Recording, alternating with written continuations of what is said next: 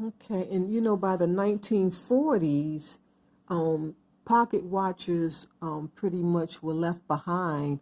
Wristwatch were very, very, very popular in the 1940s.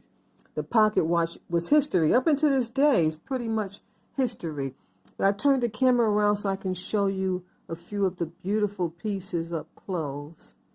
And you can see how beautiful that is. One of my favorites. You see the handle? That little gold handle is just too cute. I guess I could have separated because it's stacked on top of each other. That is just beautiful.